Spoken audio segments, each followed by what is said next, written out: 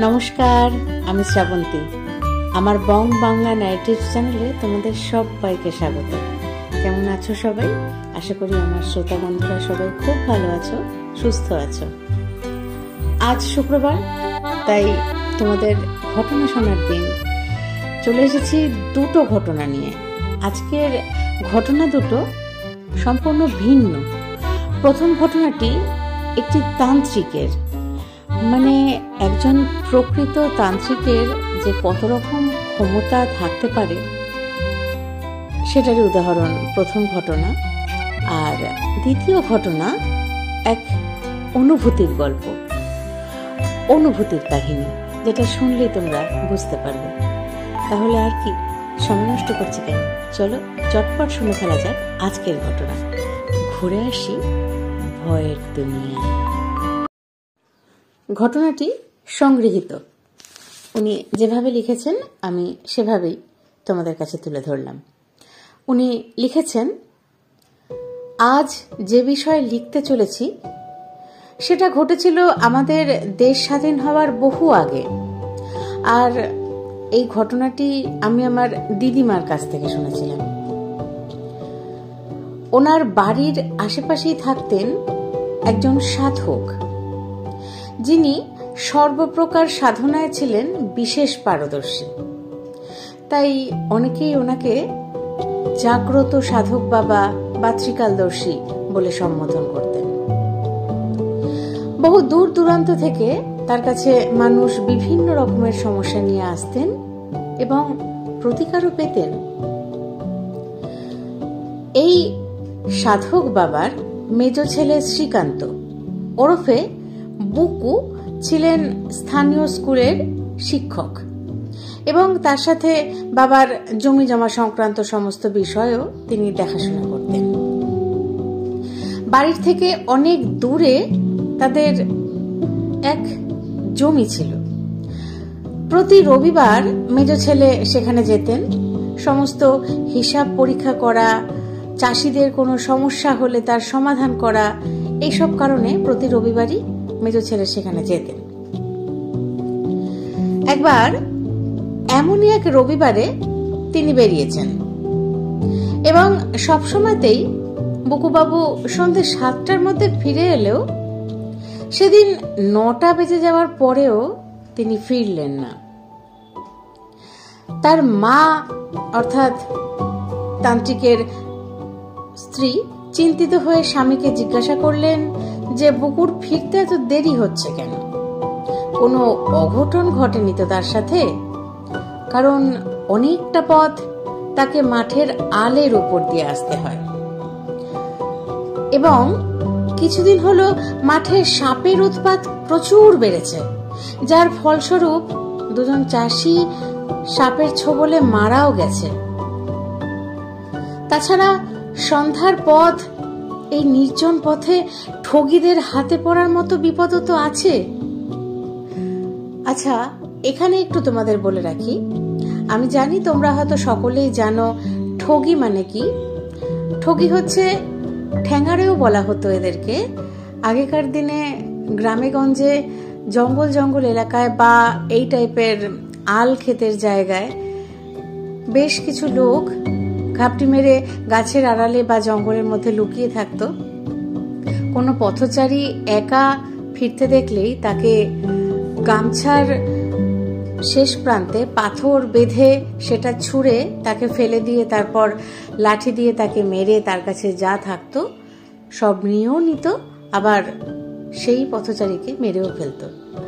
একসময় এদের প্রচুর অত্যাচার আমাদের সহ্য করতে হয়েছিল। যাই হোক, ফিরে আসি ঘটনায়। তো এই ঠগীদের হাতে পড়ার বিপদও রয়েছে।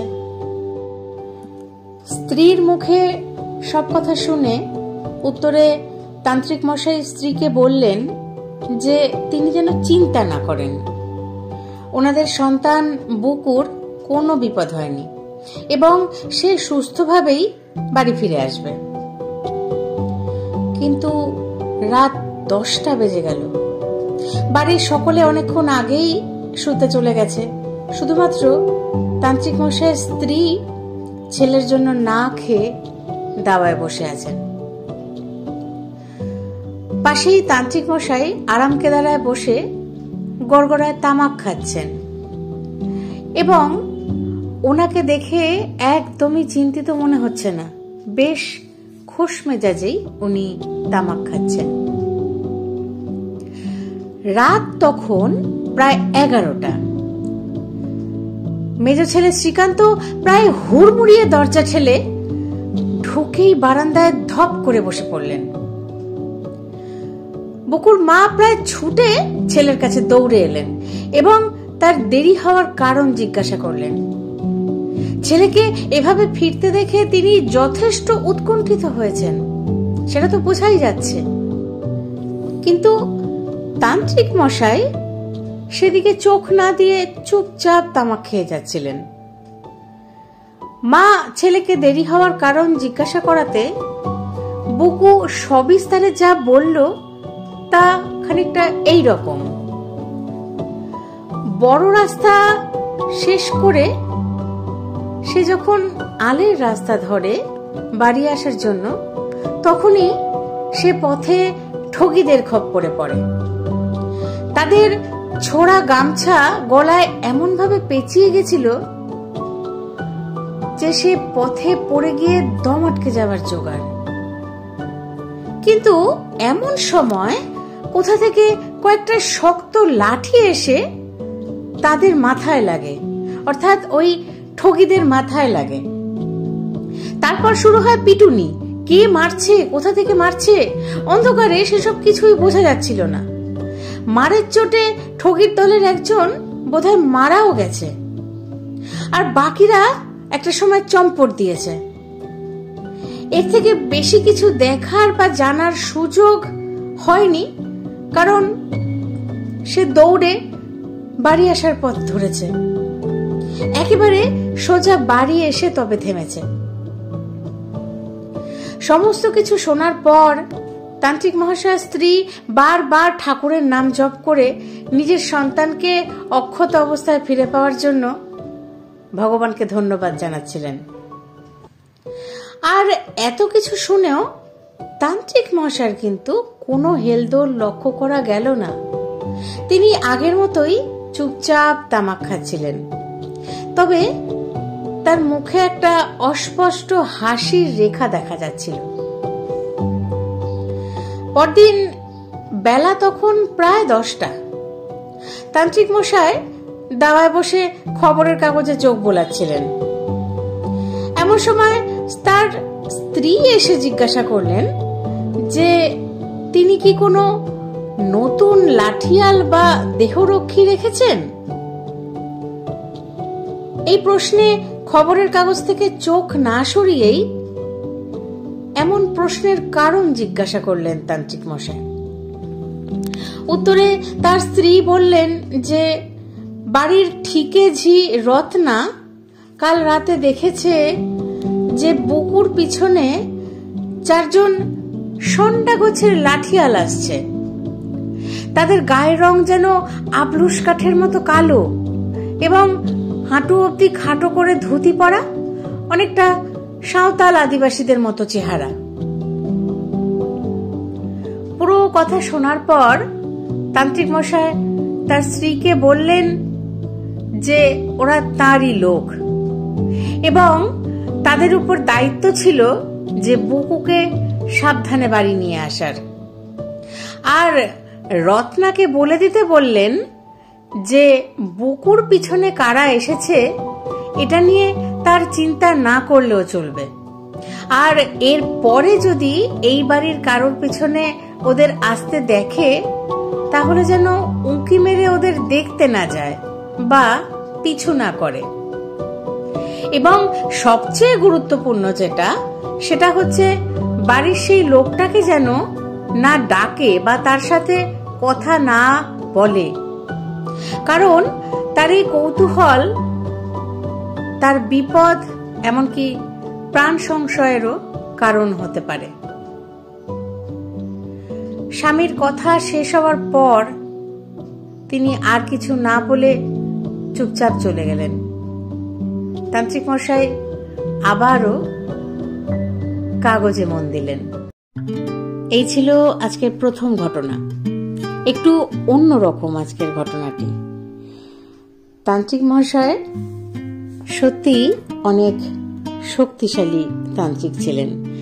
আমার মনে হয় যে 4 জন লাঠিয়ালকে বাড়ির ঠিকেছি দেখেছিলেন পিছনে, তারা হয়তো অশরীরী কেউ, যাদেরকে সাধু বাবা তার শক্তি প্রয়োগ করে, তার শক্তির মাধ্যমে তাদেরকে পরিচালনা করেন এবং তাদের দ্বারা ওনার ছেলের সেদিন প্রাণ উদ্ধার হয়।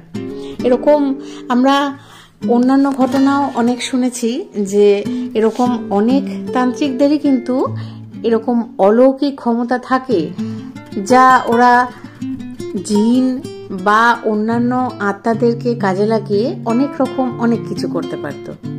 আজকের ঘটনাটি সেরকমই একটি ঘটনা। কেমন লাগলো তোমাদের ঘটনাটি জানাতে ভুলো না। এরপর সরাসরি চলে যাব আজকের আমাদের দ্বিতীয় ঘটনায়, যেটা বলেছিলাম এক অনুভূতির ঘটনা। চলো শুনে ফেলি দ্বিতীয় ঘটনা। ঘটনাটি লিখেছেন তনুকা। উনি লিখেছেন, আমি ঘটনাটি আমার এক বান্ধবী নিশার কাছ থেকে শুনেছি। নিশার সাথেই ঘটে যাওয়া ঘটনা। ঘটনাটি কতটা আপনাদের ভয় দেওয়া হবে জানি না, কিন্তু এটি এক মায়ের নিঃস্বার্থ ভালোবাসার অনুভূতি। নিশা আমাকে যে বলেছে যেভাবে, আমি সেভাবেই লিখছি। প্রায় 14 বছর পার হতে চলেছে। আজ ও থাকলে হয়তো ওরও 14 বছরই বয়স হতো।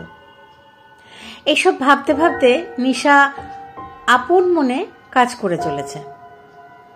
নিশা সংসারী মানুষ। সারাদিন ঘরকন্নার কাজ করতে করতে ওর সময় কেটে যায়।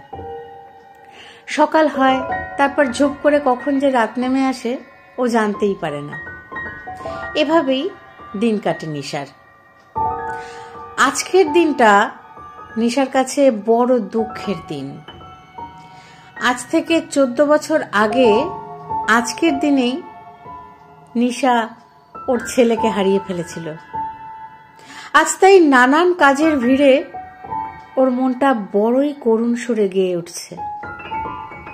বারবার মনে হচ্ছে ওর ওই মরা ছেলে একবার হলেও যদি ওর কাছে এসে ধরা দিত, তাহলে মনে হয় মনটা একটু শান্তি পেত।